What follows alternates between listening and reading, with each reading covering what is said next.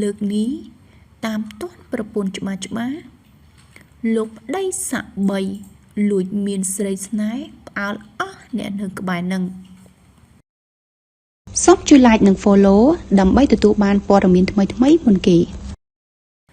នគរបាលម្នាក់ត្រូវបានប្រពន្ធតាមទាន់លួចលាក់មានស្រីថ្មីនៅក្នុងបន្ទប់ជួល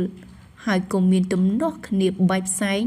រហូតប្តឹងនគរបាលមូលដ្ឋានឲ្យជួយអន្តរាគមន៍តែស្រីស្នេហ៍និងបុរសជាប្តីបាននាំគ្នារត់គេចខ្លួនបានស្រមោលទៅហើយហេតុការណ៍តាមទាន់ប្តីមានស្រីនេះបង្កឲ្យមានការភ្ញាក់ផ្អើលកាលវេលាម៉ោងប្រមាណ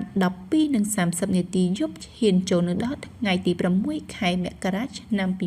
2022 នៅចំណុចផ្ទះជួលមួយកន្លែងក្នុងភូមិវិមានទ្រង់សង្កាត់ត្រាំងក្នុងខណ្ឌសែនសុខរាជធានីភ្នំពេញបុរសជាប្តីលួចលាក់មានស្រីថ្មីនោះមានឈ្មោះប្រាក់សុភារាភេទប្រុសអាយុ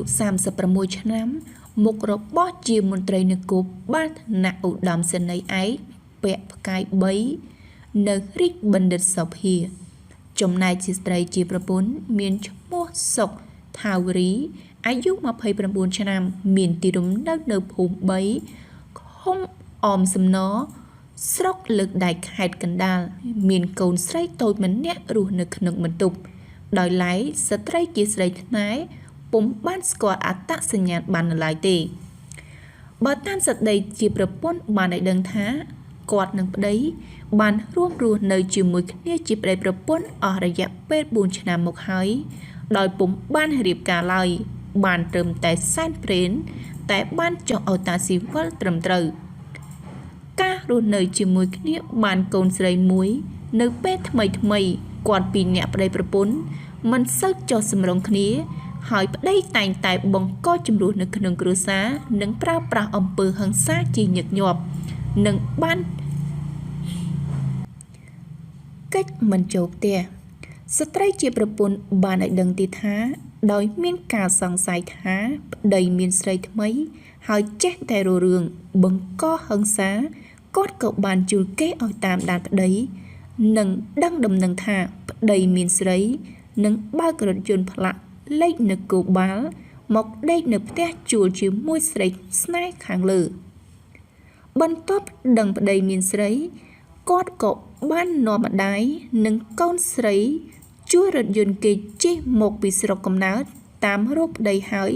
បានប្រទះឃើញប្តីនៅក្នុងបន្ទប់ជួលមួយកន្លែងជាមួយស្រីស្នេហ៍ក៏មានទំនាស់គ្នាបង្កឲ្យផ្អើលពេញភូមិតែម្ដងតាមប្រភពព័ត៌មានបានឲ្យដឹងទៀតថាគណៈបរិយាជាប្តី